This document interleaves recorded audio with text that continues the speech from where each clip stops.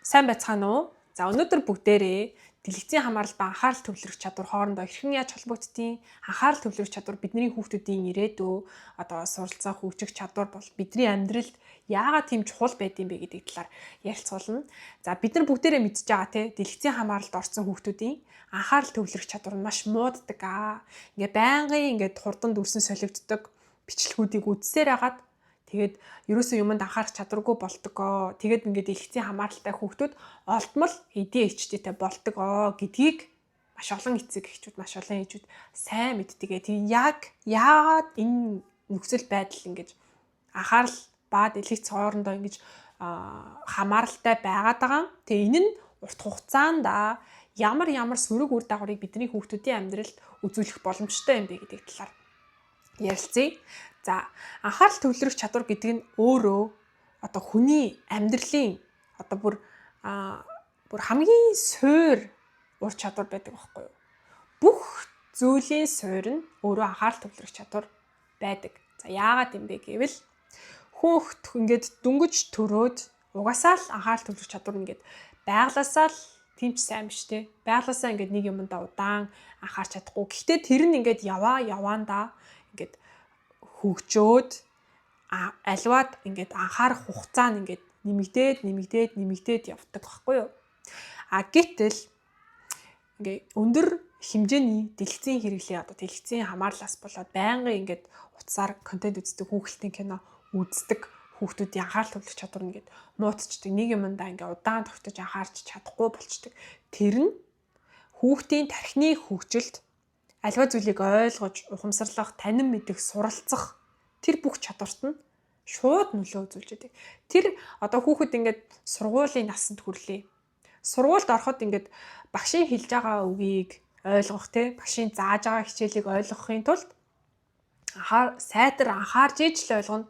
Анхаарч чадахгүй бол багшийн хэлсэн бүх үг чихний хажуугаар нь урсаад өөр юм бодоод, өөр юмд анхаарад, өөр хүүхдүүд рүү анхаарч агаад ч юм уу эсвэл цөмөг пеналаа оролдож морсдог ч юм уу. Тэгж яагаад хичээлээ ойлгохгүй өнгөрч штэ. Тэгхийн бол мэдээж академик боловсролд нь шууд нөлөөлж байгаа. Бүр дөнгөж нэг нас хүрлээ гэж бодъё. Тэгвэл хүүхдийн хамгийн анхны тархины хөгжил юугаараа илэрдэг вэ? Хүүхдийн тархи хөгжиж энэ хүүхдийн ухамсар нь хөгжиж, тархи нь хөгжиж гэдгийг юугаар нь мэддэм бэ гэхээр тэр хүүхдийн үгийн баялгаар нь тодорхойлдог байхгүй юу? Хүүхдийн сэтгэл судлаа, хүүхдийн сэтгэл засалч хүмүүс энэ хүүхдийн тархи нь хэр сайн хөгжиж байгаа вэ гэдгийг нь бага насны хүүхдийн хувьд үгийн баялаг хэдэн үг мэддэм бэ гэдгээр нь тодорхойлдог. Яагаад гэвэл хүний тархичин биш үгээр дамжуулж шинэ тархины холбоос үүсгэж идэг байхгүй юу? Тархинда тархины маш олон 100 тэрбум мэдрэлийн эсүүд тархин дотор өгөгдөө төрсөн байгаа. Гэхдээ тэдгээр мэдрэлийн эсүүд хоорондоо холбогдож холбоос үүсгэж тэр нь хүүхэд шинэ юм сурж тогтоож авсан байна гэдгийг илтгэдэг байхгүй. Юм сурах тоолонд шинэ мэдрэлийн эсүүд нь хоорондоо холбоос үүсгээд тэр мэдрэлийн эсүүд яг юугаар холбогддгийг бэ гэхээр үгээр дамжуулж холбогддог. Тухайн сурсан зүйлээ ямар нэгэн үгээр тогтоож аваад тэр үг нь тэр мэдрэлийн холбоос болж батчиж тогтдог. Тэгэхээр аль болох их үг мэддэг байна. Үгийн баялаг сайтай хүүхэд байна гэдэг нь өөрөө аль болох олон мэдрэлийн холбоос тархинд нь үүссэн байна. Тэгээд мэдрэлийн холбоос их үүснэ гэдэг нь тархи хөгжсөн байгааг илтгэнэ. Мэдрэлийн холбоос цөөн үүснэ гэдэг нь тархины хөгжил арай удаан явагдаж байгааг илтгэнэ. Тэгэхээр хүүхдэд хэл ярианы хөгжил гэдэг чинь асар чухал байт юм аа. Тэгээд дээрэс нь хүүхэд багада тэр мэдрэлийн холбоосыг шинээр үүсгэх тэр хурд, тэр чадвар нь хамаагүй хурдан байдаг. Эхний 3 жил. Тэгээд тэр нь яваандаа удаашраад суралцах чадвар нь шинэ үг тогтоох, шинэ зүйлийг ойлгох, тэр зүйлийг шууд тогтоож авах суралцах чадвар нь удаашрч идэг нас нь явах тусмаа. Тэгэхээр багада үгийн баялгаа нэмэгдүүлж чадаагүй хүүхэд томрох тусмаа үг цээжлэх, үгийн баялаг нэмэгдэх хурд нь улам удаашрах гэсэн үг. Одоо эхний 3 жилдээ хүүхэд 1000 үг цээжлэх, 1000 үг тогтоох чадвартай байсан бол хэрвээ тэр хүүхэд эхний 3 жилдээ 1000 үг тогтоогоогүй 100, 500 үг тогтоолоо гэж бодъё. Тэгэнгүүт эхний 3 жилдээ 1000 үг тогтоосон хүүхэд дараагийн жилдээ ингээд тархин ингээд илүү их мэдрэлийн холбоос үүсгэсэн. Аль хэдийн одоо суурин сайн тавигдсан учраас бүр 10,000, 20,000 үг сурчлаа гэж бодъё. Харин эхний 3 жилдээ 500 үг цээжилсэн хүүхэд тэр одоо өмнө нь 1000 үг цээжилсэн байсан хүүхдийг яагаад ч гүйцэхгүй ингээ удаашрсаар тий ингээд яг нөгөө хүүхдтэй адилхан насанд хүрэхэд 3,000 ч юм уу 4,000 л үг цээжлэх чадвартай байна гэсэн. Яг гэвэл аль хэдийн тэр эхний 3 жилийн тархин ингээд асар хурдан юмыг сурч явах үе нь ингээ өнгөрцөн, хоцрогдоод эхэлсэн гэсэн үг. Тэгэхээр хүүхэд тэгэхээр тэр олон үгийн баялагийг яаж сурж авах вэ? Тэр их үгийн баялагтай байх суурь нь юу юм бэ гэхээр анхаарал төвлөрөх чадвар. Анхаарал төвлөрөх чадвар ийм чухал. Тэгээд дээрэс нь анхаарал төвлөрөх чадвар нь бид нарын одоо тархинд ингээд окситоцин гэдэг ийм аз жаргалын даавар байдаг шүү дээ. Анхаарал төвлөрөх чадвар их байх тусмаа хүний тархинаас ялгарх окситоцин дааврын хэмжээ их байдаг. Тэгэхээр анхаарал төвлөрөх чадвар ихтэй хүмүүс илүү аз жаргалтай амьдардаг гэсэн үг.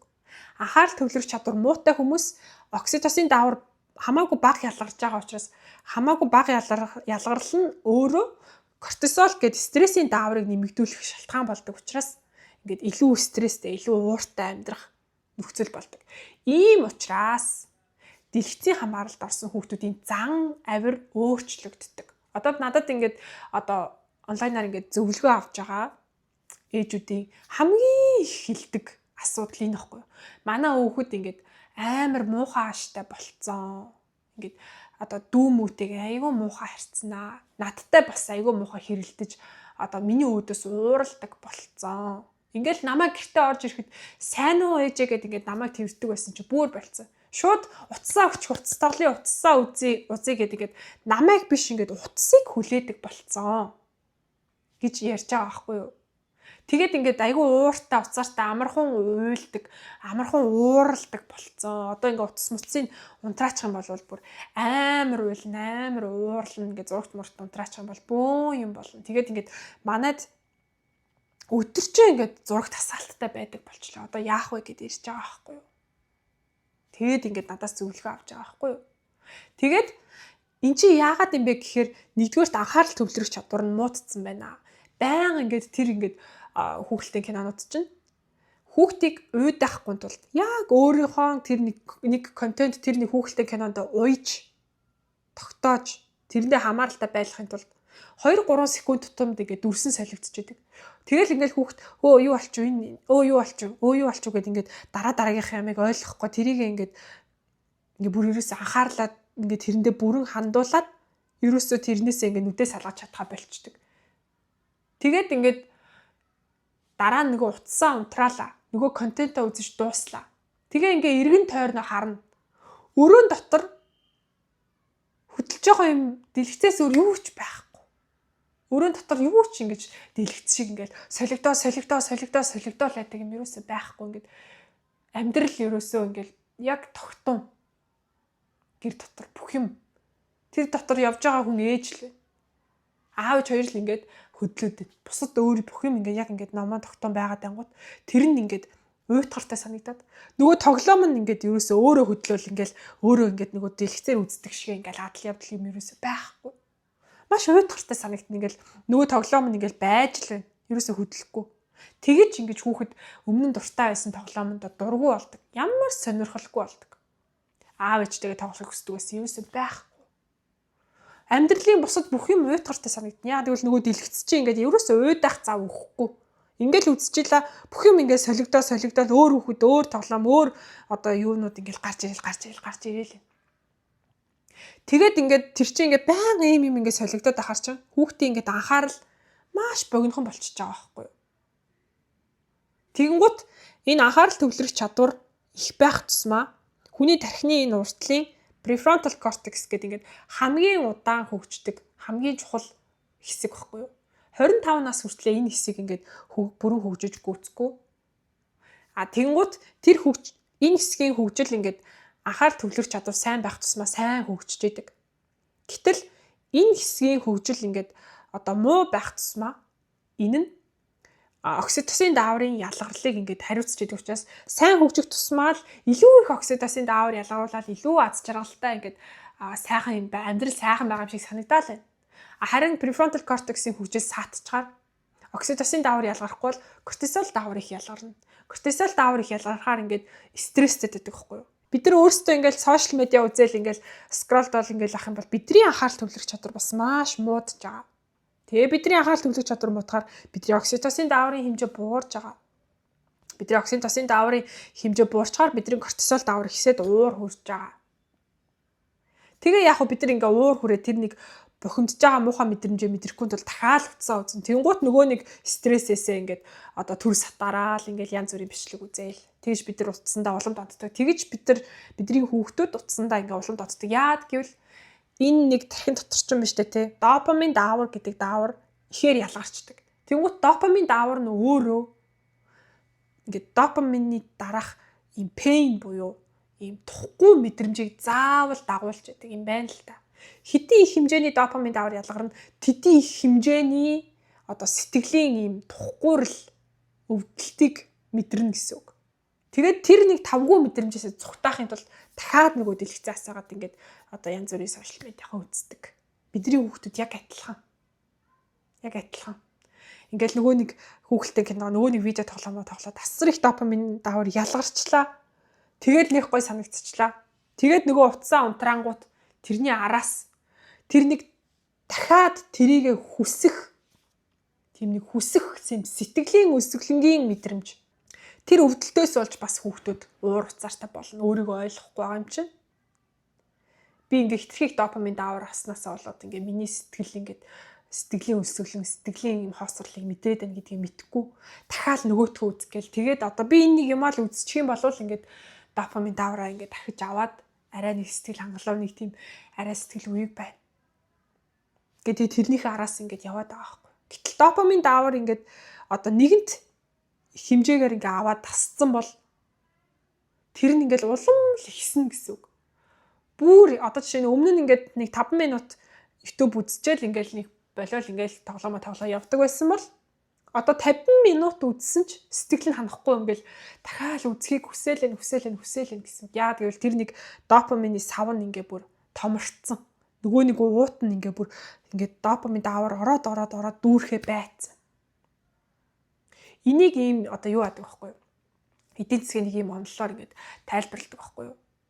Хүн тэг ингээ орлого нь нэмэгдэхийн хэрээр хэрэгжилж байгаа бүтээгдэхүүнийх нь чанарын түвшин бас адилхан ингээ нэмэгдээд ах юм бол өмнө нь зүгээр хэрэгэлдэг байсан бүтээгдэхүүнээс авах сэтгэл ханамж нь ингээд буураад байд юм аа. Бүтээгдэхүүнээс авах сэтгэл ханамжийн түвшин ингээд нэгэнт буурсан бол нэгэнт ингээд бүр өндөр түвшний чанартай бүтээгдэхүүн хэрэглээд тасцсан бол өмнө нь зөв зүгээр сэтгэл хангалуун хэрэгэлдэг байсан бүтээгдэхүүнээс авдаг сэтгэл ханамж нь буураад тэр нь таалагдах болчихноо. Одоо жишээлх юм бол өмнө нь обоохов гэдэг ийм одоо ийм юу нойлын цаасаар те хэдий ширүүн боловч орлого багтаа учраас тэрийг аваа зөв зүгээр бүсээ харчаад болоод байдаг байсан бол дараа нь орлого нь нэмэгдэд клиникс гэдэг сэлбитик одоо юу аваад нойлын цаас аваад бүсээ харчдаг болсон чинь ингээ нэх гой зөөлөн нойлын цаас тасчлаа. Тэгээ буцаад орлого нь буураад нөгөө өмнө зөв зүгээр хэрэгэлдэг байсан обоохов цаасаа аваад ингээ бүсээ харчсан чинь нэх ширүүн санагдаал. Бүхс ингээл зөв зүгээр өмнө байдаг байсан бүхс чинь ингээл хорсож морсоол. Тэгэл санагдаад эхлэн гэсэн үг. Тэгэхээр ингээ хүүхэд өмнө нь 5 минут зөв зүгээр ингээд утас үзээ зүгээр Google-тэй үзээд ингээд зүгээр л уцаа хураалгаа зүгээр зургтаа унтраачдаг байсан бол удах тусмаа энэ нь ингээд даамжирсаар нэмэгцээр явах болно. Удах тусмаа анхаарал төвлөрөх чадвар нь улам муудсаар явах болно. Тэр нь ингээд бидний хүүхдүүдийн prefrontal cortex-ийн хөгжилд сөргөөр нөлөөлнө. Тэгэхээр энэ prefrontal cortex яагаад ийм чухал юм бэ гэдгийг би дахиад нэг жишээгээр тайлбарлаж өгье. Энэ prefrontal cortex бол хүний сэтгэл хөдлөлөө удирдах чадвар, танин мэдхүн чадвар, суралцах чадвар, шийдвэр гаргах чадварыг хариуцаж байдаг. Гэтэл бидний ингээ амьдралд шийдвэр гаргах чадвар асар чухал. Ялангуяа бидний хүүхдүүд өсвөр наснд очих үед шүү дээ, тий.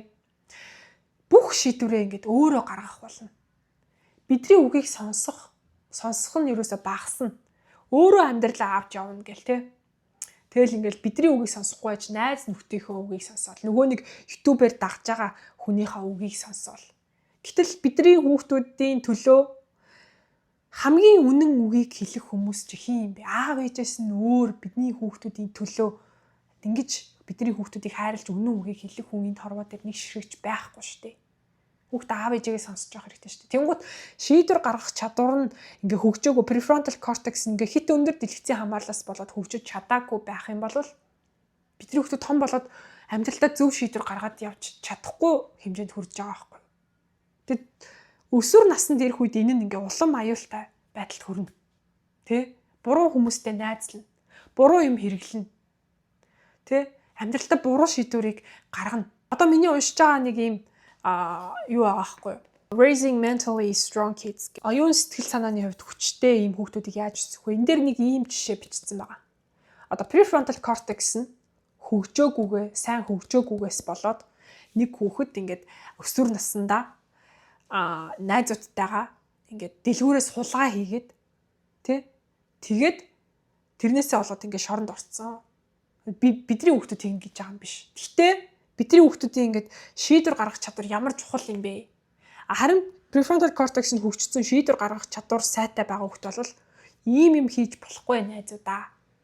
Та нар үнэхээр ингэх гээд байгаа юм уу? За би лав оролцохгүй шүү. Би явлаа гэд ингээд найзуудаа орхиод явах ухаантай хэмжээний хүүхдүүдийг өсгөхийн тулд бид нар prefrontal cortex-ийн хөгжлийг дэмжих хэрэгтэй. Prefrontal cortex-ийн хөгжлийг дэмжихийн тулд анхаарал төвлөрөх чадварыг нэмэгдүүлэх хэрэгтэй. Анхаарал төвлөрөх чадварыг нэмэгдүүлэхийн тулд бид нар дэлгэцийн хамаарлаас хүүхдүүдэд гаргах хэрэгтэй. Тэгэхээр энэ анхаарал төвлөрөх чадвар гэдэг зүйл чинь ийм асар амин чухал юм байт юм байна. Одоо би бүр ингээд миний манифестийн тухай сургалтын дээр ингээд би заадаг байхгүй юу? Анхаарал гэдэг чинь бидний одоо төлбөрийн хэрэгсэл байд юм аа. Бид нар энергиээр амьдралаа бүтээж идэг.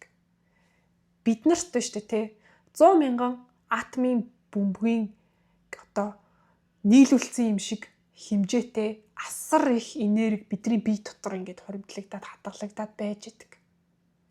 Тэр энергиэрээ бид нар амьдралаа бүтээж идэг. Одоо жишээ нь бид нар ингээд мэдэн шүү дээ маш их ядарсан байлаа.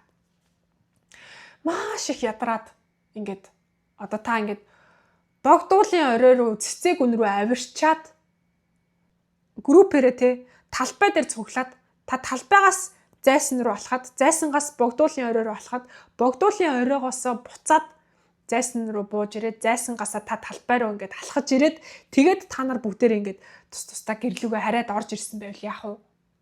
Тийм амар хол алхачаад ингээд ороод ирсэн чи таны нөхөр хайраа хуушур хийгээд гэх юм бол та ингээд тэр хуушурыг хийхийн тулд та хэдэн цаг зарцуулах уу? Та ингээл маха татан машин цэцэн мах байсан чи ингээл тэр гурилаа зуурна ингээл амар ядарна шүү дээ. Тэрэн чинь энерги хэрэгтэй цагаас гадна. Тэгвэл тэр энерги бид нар яаж юунд зориулахаа яаж мэддэм бэ гэхээ анхаарлаараа юунд анхаарж ийн тийшээ бидний энерги урсчихдээ. Тэгээд тэр энерги урссан зүйл маань анхаарсан зүйл маань миний энергиэр тэтгэгдээд ингээд бодит болоод миний амьдрал дээр гараад иртий. Би байр авахын тулд ажилдаа энерги зориулаад тэгээд би мөнгө цуглуулад тэр мөнгөөрөө би байраа ингээд худалдаад авсан. Тэр би байрыг өөрийнхөө энергиэрээ би бүтээсэн байхгүй. Эсвэл таны ингээд одоо миний бичлэгийг үзэж байгаа энэ компьютер утас дэлгэц зурагт яг адилхан.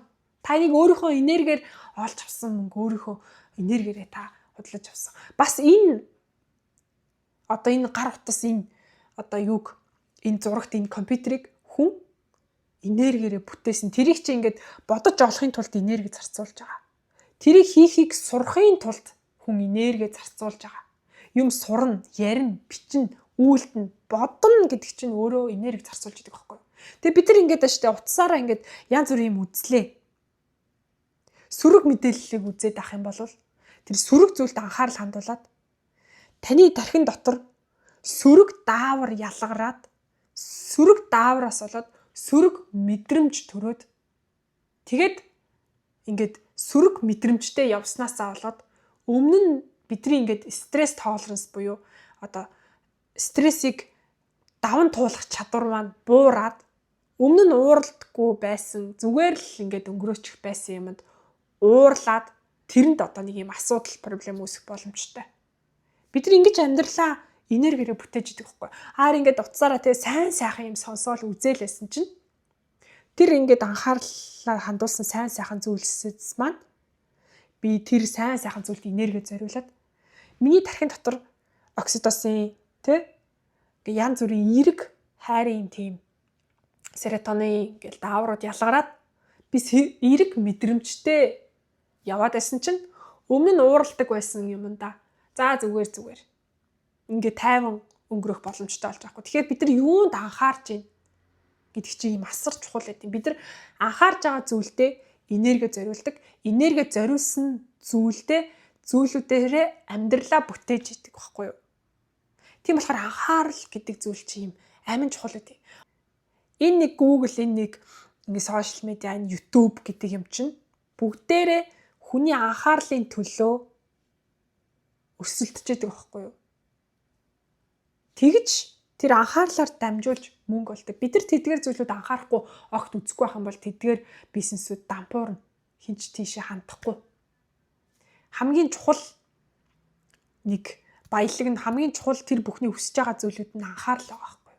Хэрэв тэр бүхэн мөнгө хүсэжсэн бол те аль хэдийн тэрбум доллартай болчоод дахиад мөнгөтэй болж яах юм?